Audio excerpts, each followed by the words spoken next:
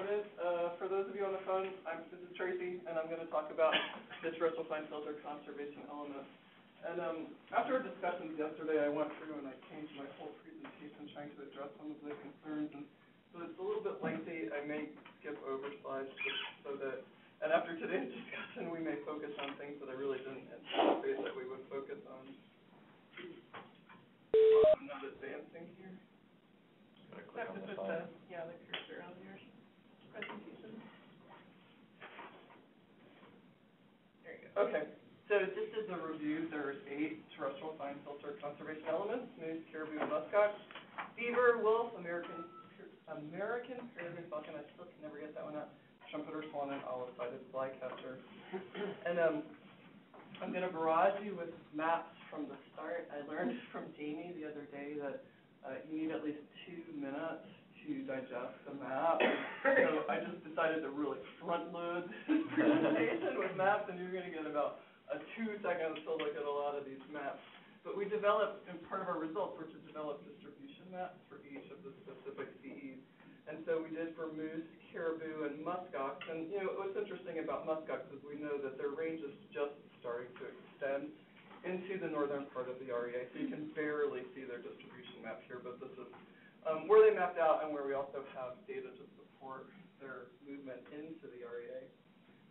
American beaver, gray wolf, and then American peregrine falcon, trumpeter swan, and olive-sided flycatcher. So one of the questions that arose yesterday were issues of model uncertainty, and how did we handle that, or how can we address that? And so I just wanted to talk about it real quickly. For all of these species distribution models, we used existing models that came from the Elastic App Analysis project. These models were developed through a combination of inductive and deductive models, and they were statewide in scale. At the statewide scale, we used independent data to validate them. So we do have an AUC statistic associated with them, which gives us some confidence on how well the model performed or how well it predicts. And then they were also expert reviewed. So when we took these models, though, and clipped them to the REA boundary, we lost that accuracy assessment, and we can't really say anything about it.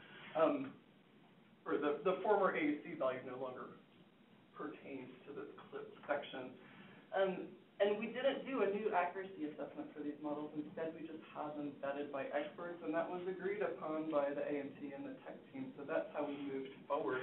And that is about how we can really address the uncertainty with these models.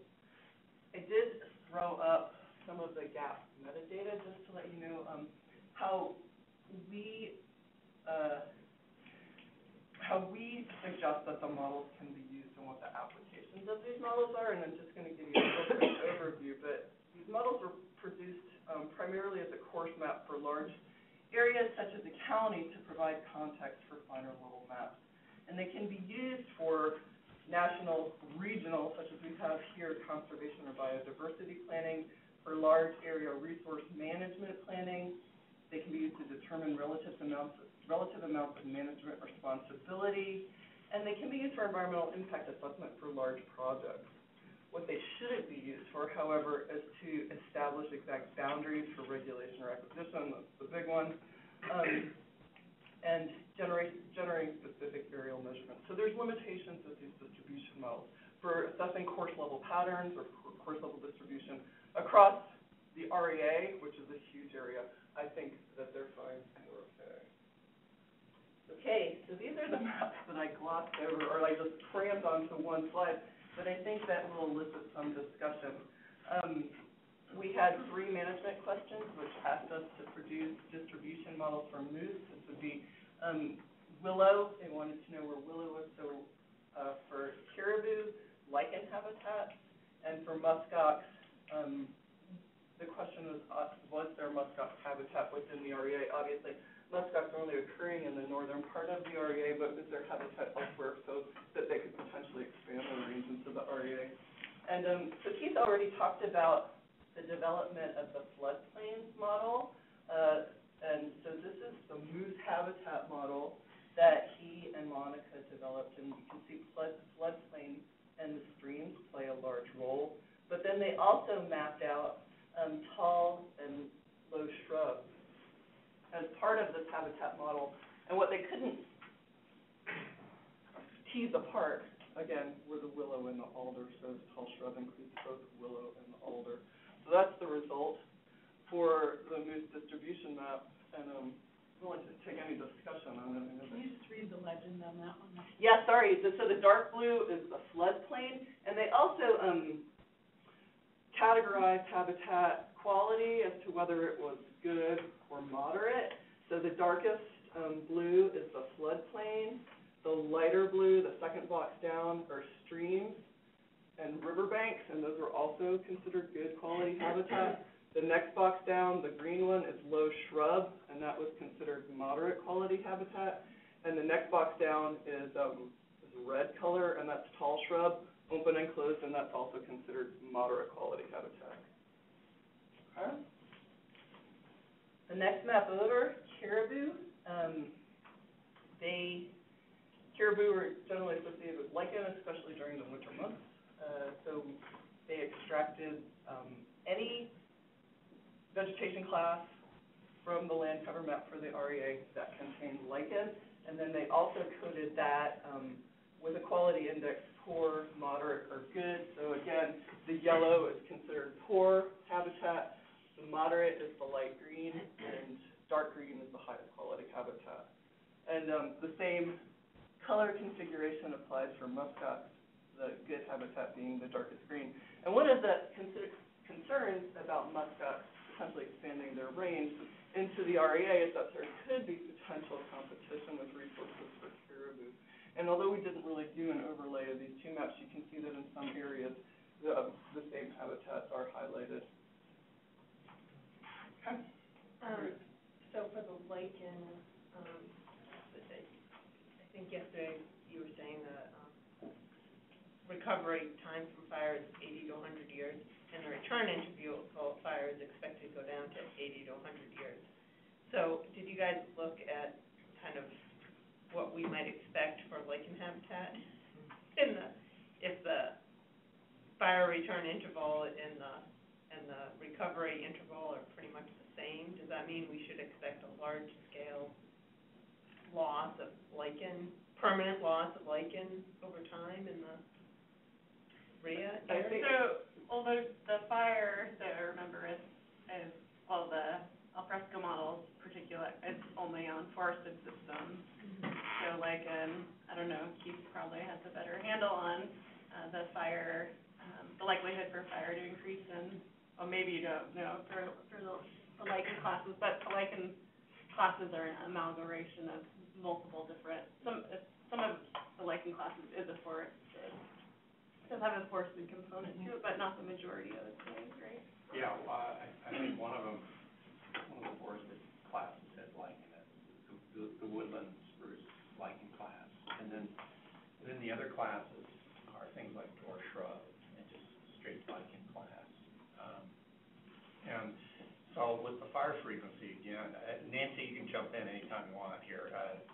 It's just basically applying to the forested region. So we're not sure what's going to happen to fire frequency in like low shrub or shrub areas. Well, but I should point out that what's classified as forest versus non-forest, as I said yesterday, based on alfresco, is not the same as the veg classes here. So, some of what is shrub may actually be part of that, like 90% that's being classified as forest. What was excluded were the tundra categories, which include shrub tundra, graminoid tundra, et cetera. So what you said is true, but it's a little more complicated because of the different classifications is all. And this map in the middle, you did apply the existing fire scar map when you developed the lichen model, right? Right. So if there was a fire that occurred after a vegetation map was developed, we basically use the fire parameter to clip the fire out of the lichen classes. So we did try to account for that. Okay. It doesn't seem like there's very much overlap between the caribou distribution models and the lichen locations. No, it's a good True. point. True. may be other reasons why caribou aren't taking advantage of what these appear to be these lichen-rich areas in the middle. What we didn't have is information on historical distribution of caribou to see if they utilize these areas in the middle, and/or, I shouldn't say it, but these are probably lichen which occur in mixed forests in the center area, Keith, potentially? Oh, yeah, probably. And maybe those just, they aren't selected. And I think there's a lot of fires up in that northern part, because that's kind of where we could be seeing a delayed response in the caribou.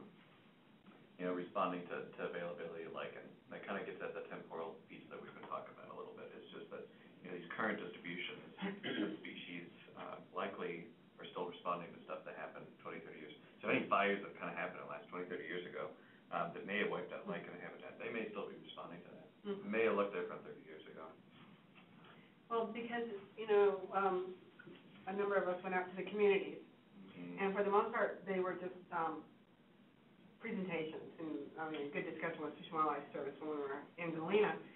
But the one question I really remember from the community meeting was, in the, Iliamna area where folks came over from Mount Dalton asking, where's our caribou? How come they're not there? And it looks like they have there, to me. But they don't, so here's your TEK, but their caribou's not there, so. What we didn't do with this map is drape it over any type of topography or look at ruggedness, and those all play important roles in whether or not caribou can move into regions as well. Other factors at play here, it does look like there is potential forage in the area. Anyway, just, that was such a specific question that if there's any, answer to that from all of this, you might want to, when you're back out there, chat with them. Okay, we can go once, go twice. Other distribution models that we created for pretty coarse scale, but were the best, based on the best available information. We mapped the distribution of caribou calving grounds. These are just these large blobs because these areas are kind of a moving target. And this is largely based on talking with biologists from each of the regional offices out throughout the REA. And then we also modeled the distribution, seasonal distribution of moose. I showed you yesterday the wintering distribution. This is their calving distribution. As you can see, it closely follows the floodplain. Uncertainty regarding these, we really don't know. This is based, like I said, on the best available information, and we work largely with experts to attain this information. So I think it's probably the best thing that we have out there for the REA. Okay, so just to talk about core analysis, real quickly, again, we showed some examples yesterday, but for each of the CEs, we overlaid their distribution with the climatic drivers, temperature, changing growing season, precipitation, permafrost and fire, and then for some of the species, such as moose and caribou, we also looked at snow day fraction to try to get a handle on icing events. And then we also overlaid the distribution with the landscape condition model to get a handle on anthropogenic impacts. And you've seen these conceptual models many times already throughout these presentations. This is just the conceptual model for the trumpeter swan. This is the results of our literature review and how we help to formulate our hypothesis on what we expected to see from these climate change effects, and to look at how all these drivers work in concert with each other. They're not happening individually or overlaid. We're on an individual by individual basis. So this is just an extraction, and this is an example that I showed you yesterday, so I'm going to run over it real quickly, but we projected that increases in growing season length could benefit trumpeter swans by promoting fledging success.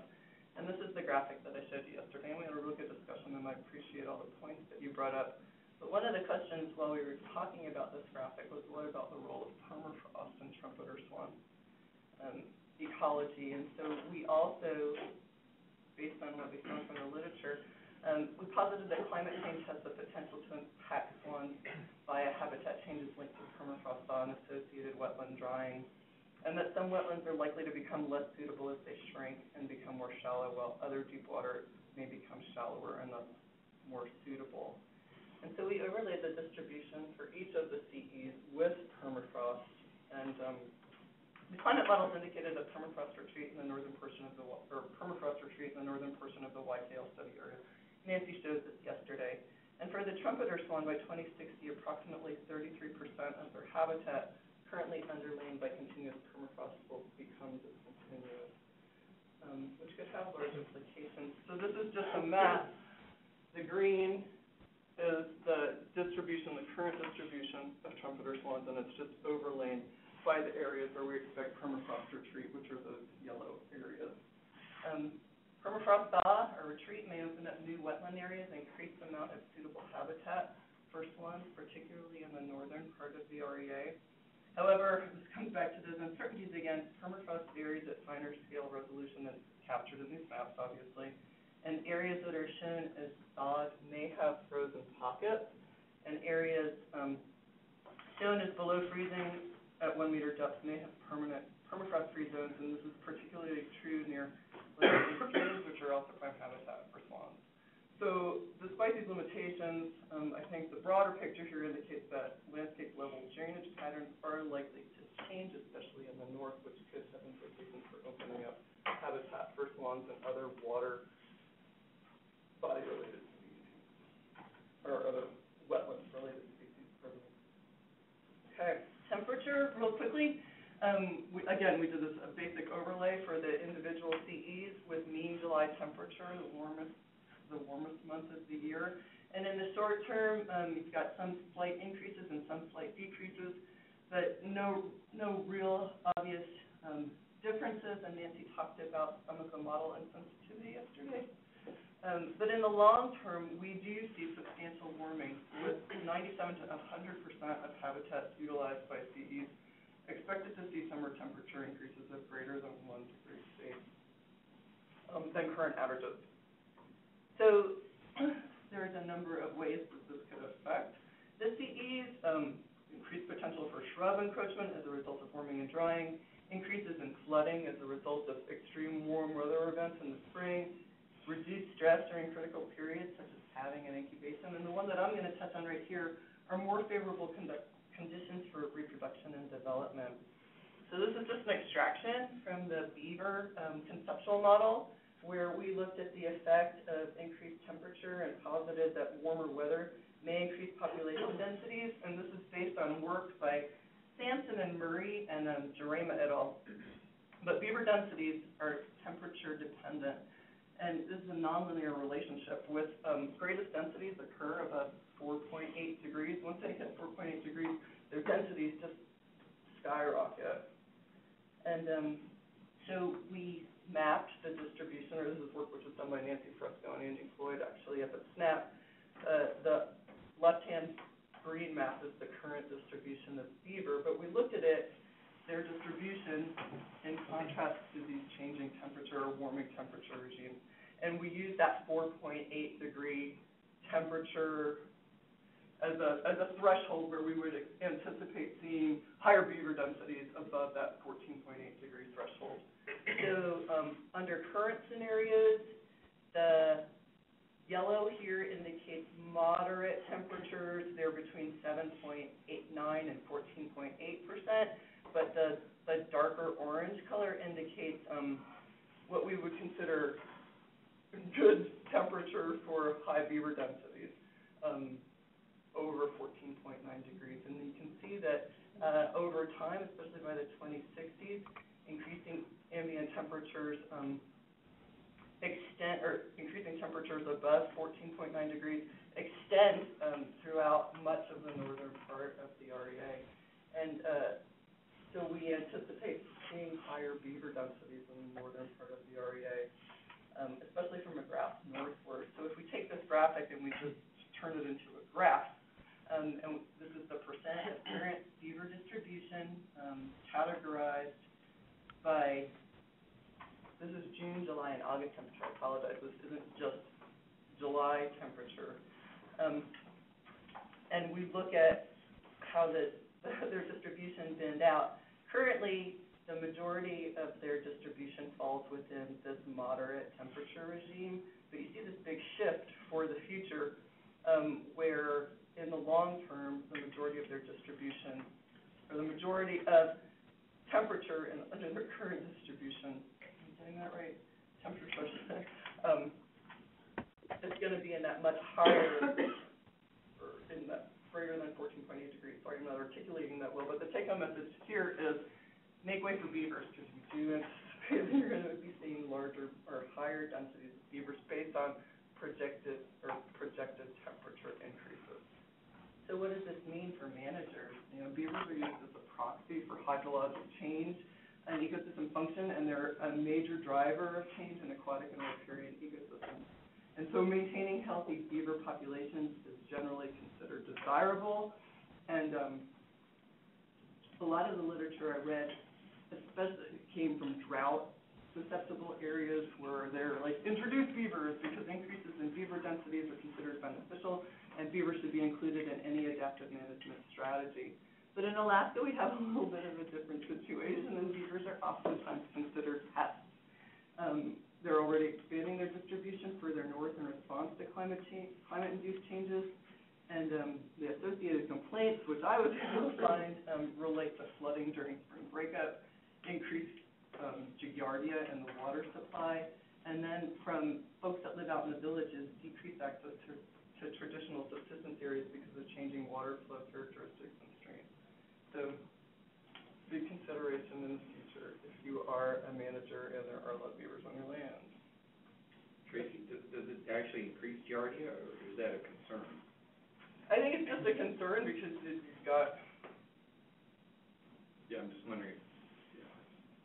So if you have beavers in the area, you probably have a high likelihood of giardia. Or do they? I don't know. I guess I'm not getting your question like this. Just wondering if that's just a concern people have, or is that a fact? Oh, I think from what I was able to glean, it's a concern. Okay. Okay. It's seen it, I know, they've seen it in parts of the West. Yeah, I mean, that's. Right, because anytime you impound water that would normally be flowing, you have that opportunity to grow any kind of parasites or any kind of diseases and active vectors, so, yeah, it's certainly realistic. Okay. Well, could a beaver be considered by those who don't want them there an invasive species now? Okay. Not an invasive Not by the, invasive, no, passive. by the strict sense, if they're native to that ecosystem, they wouldn't be considered invasive in that kind of management context. But they could certainly be pest species, and if they expand, or, population sizes get really large, that's obviously a concern, but.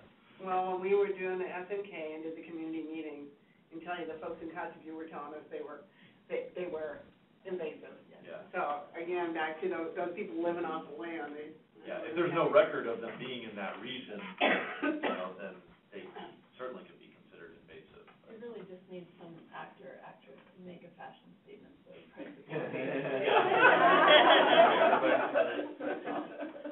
I can probably be right. start making the fashion. Yeah, they won't be such a pest then.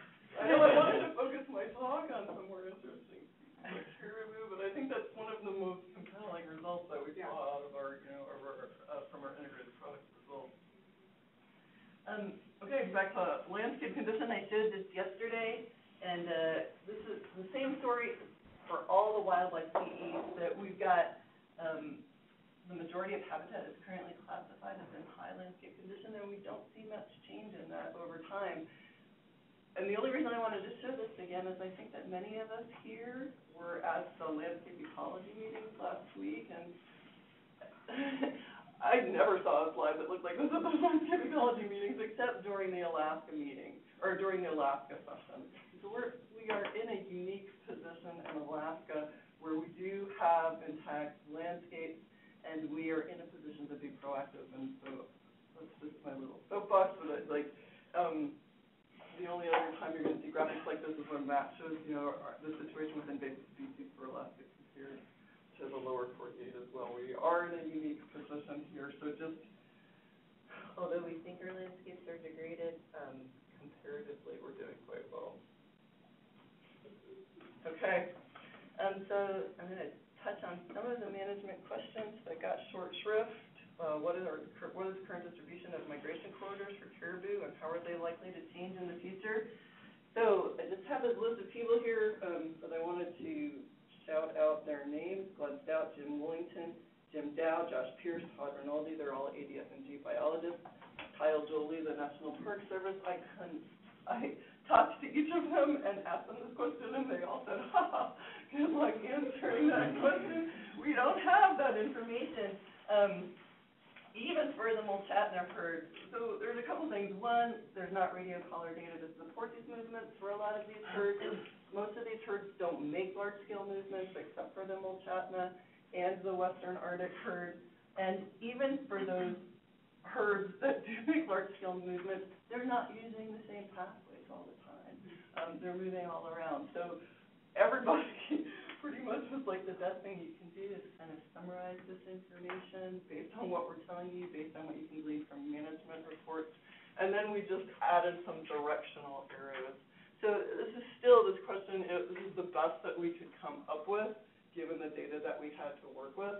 And in my defense, like, I think we really dug deep, but there's just not really data out there right now to support developing this type of mapping much further, except for maybe these two large herds, and that's being undertaken by multiple biologists right now to come up with this analysis. So for this REA, this is this is what we were able to achieve.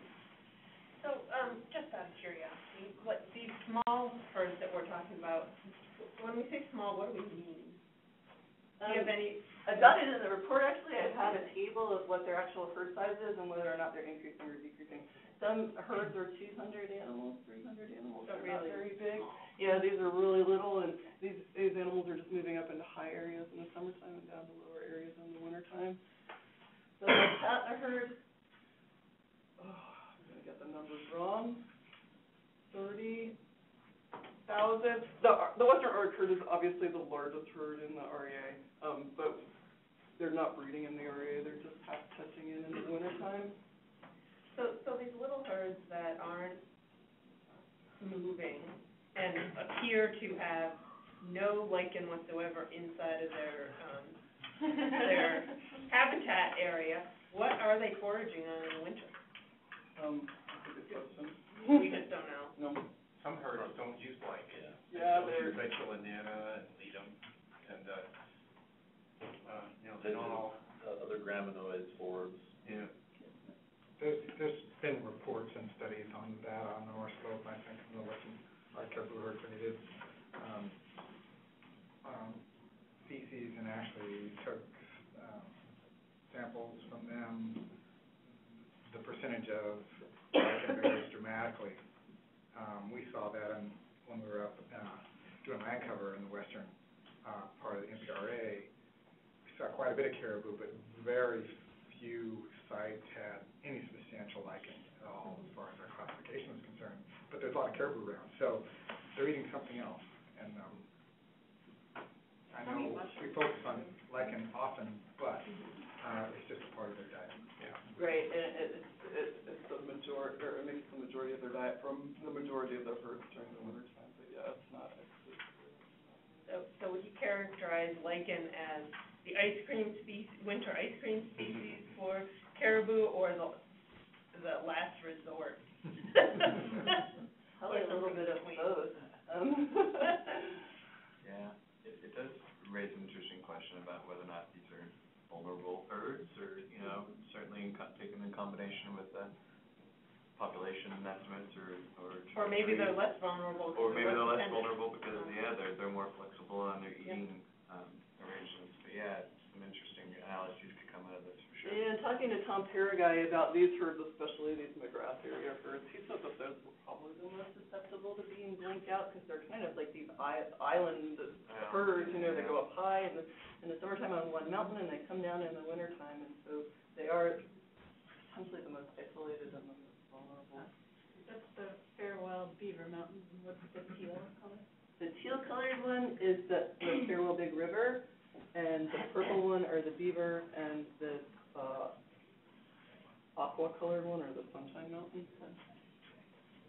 The other thing you need to know from a vegetation standpoint, in a lot of these low shrub areas, there's lichen in each of them, and all of them maybe only 5% as far as the cover is concerned, but there's lichen in each of these sites. So to say they're they're not foraging in a lichen area is not necessarily true. They can find lichen in most any habitat, except for probably the dense spruce, location. But lichen is more of a winter, more a larger component of their winter diet than in summer. And you would have added snow dust too, right, if you could?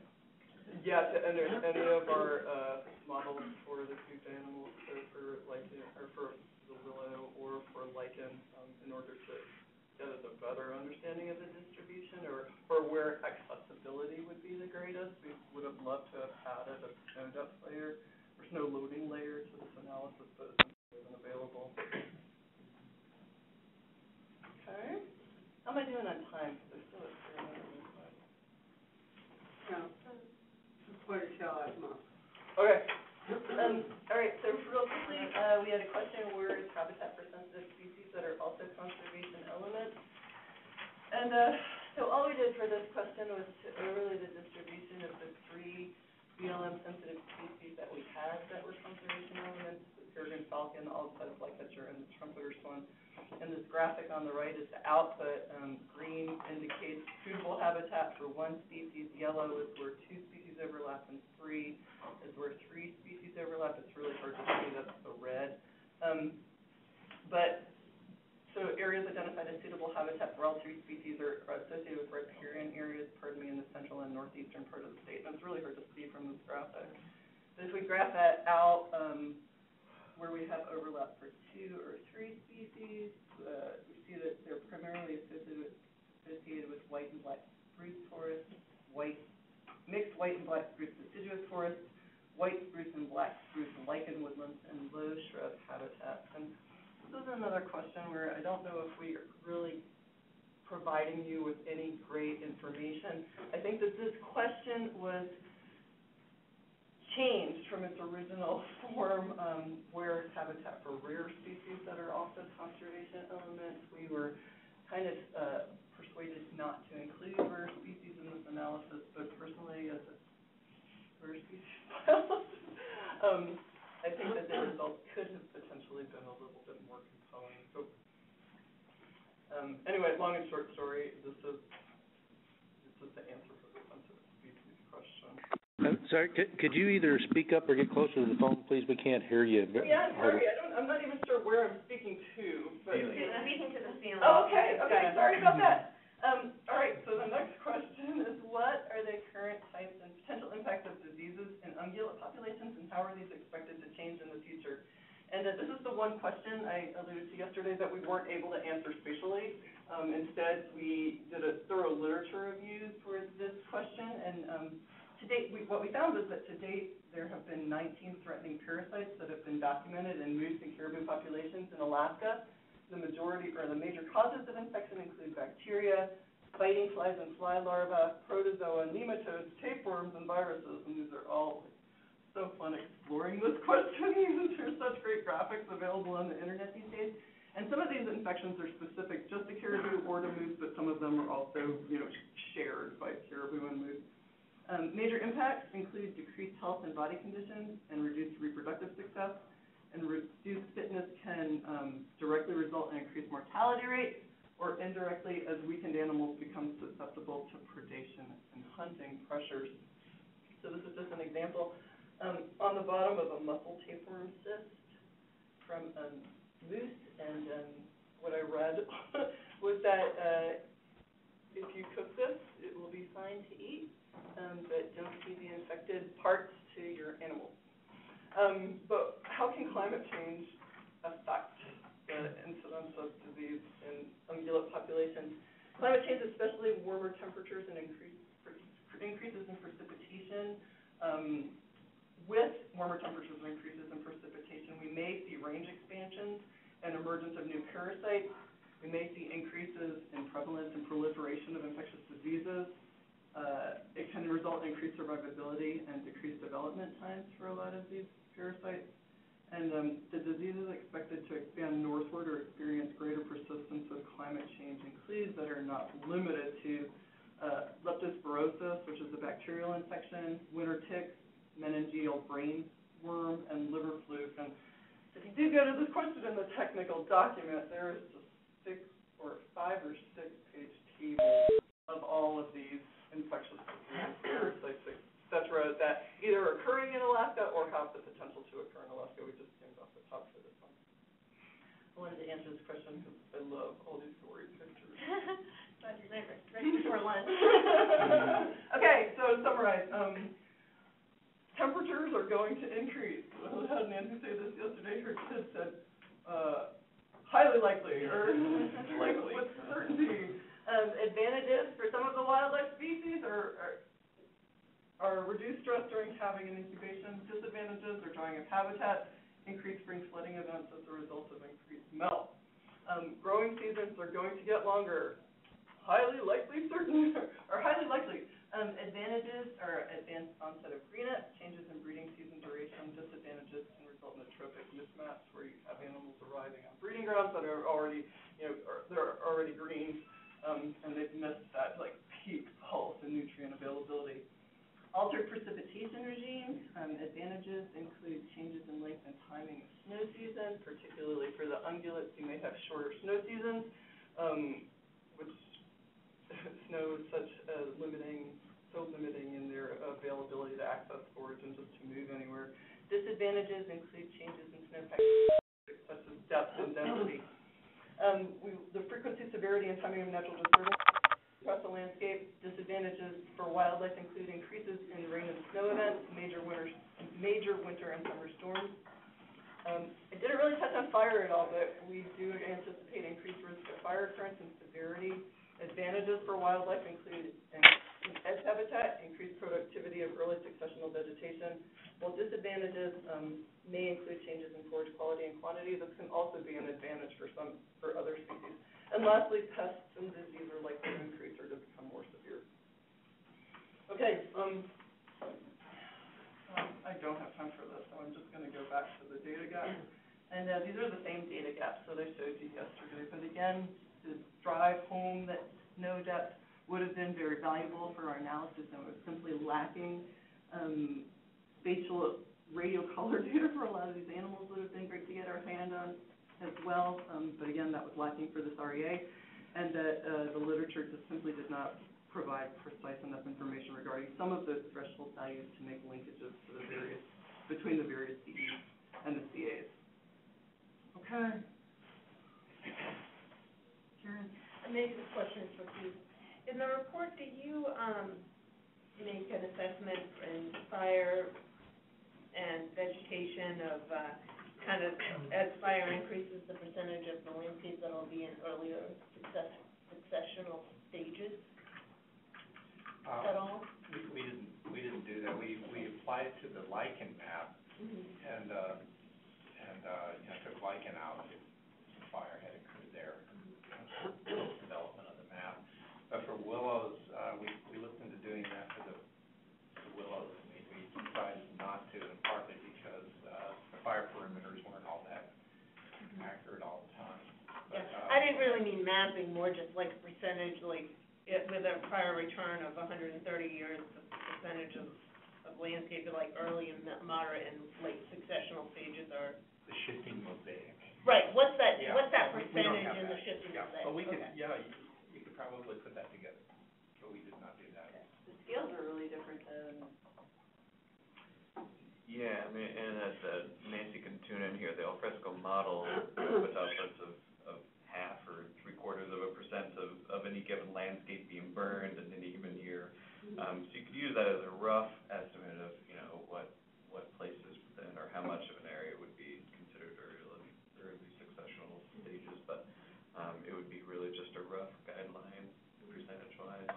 It might not. Right. So yeah, if you wanted to know precisely how much was burned last year, that would be hard. But if you wanted to know over a larger area what was, within the early succession rather than late succession stage, yeah, that would be an appropriate way to look at it.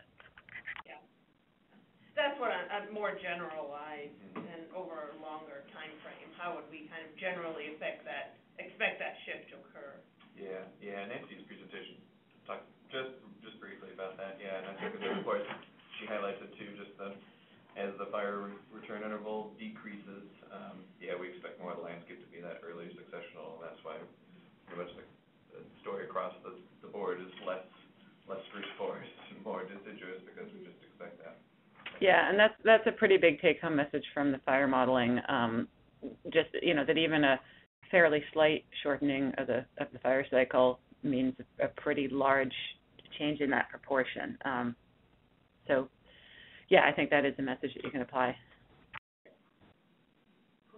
I have a somewhat tangential question. Does the REA overlap Anoka Refuge? Mm-hmm. Yeah, in the northern. Is there any potential for that bison reintroduction to overlap this REA? That was my question. I'm not overlapping, but what of the, and I didn't want to ask it because I know you didn't focus on it in the REA, but of the ungulate habitat maps, give caribou, moose, and muskox, would any of those be similar to the habitat for wood bison? Probably the muskox. Yeah, Similar? the wood bison was thrown out as a possible management question at the very beginning. Yeah. What are the impacts of wood bison? And it was suggested as a CE even, so that we could model that potential. But then we already had 3 big ungulates, and so we'd just be, totally biasing the assessment towards these large herbivores. So what is the habitat requirements for wood bison? What are they for? I think they like. Ask Keith, he's the. Well, I was just thinking, in the winter, I think they're restricted by, they like to hang out in places that were wet, the sedge meadows. And, so in winter, that's their winter habitat, so that would probably be the restricting criteria. It's a grass that starts. I think it has to be fairly dry for them. They can't go into those real wet meadow areas. That's it. I know deep snow is a big issue for them, so Yeah. Yep. some of those lowland areas can have deep snow. Something like more than 8 inches. Like, yeah, right here. So, I wonder about things that is this geographic area, is it gonna become more hospitable to wood bison as time goes on and temperatures warm and we have more early successional habitat? I don't. Yeah, it was, I didn't really, any answer, but. Good question. Yeah, but they like, you wanna have less snow, not more snow. I don't even know if it's been proved that they were here, across the state. I think Anoka's not the ideal place for them. Are they high-bluff animals like muskox? They're gonna land them in Shagaluk, open up the plain, and they're gonna leave from Shagaluk. So And that's Shagaluk's along the coast, right? Is it? the custom. Oh, the coast line, West. yeah.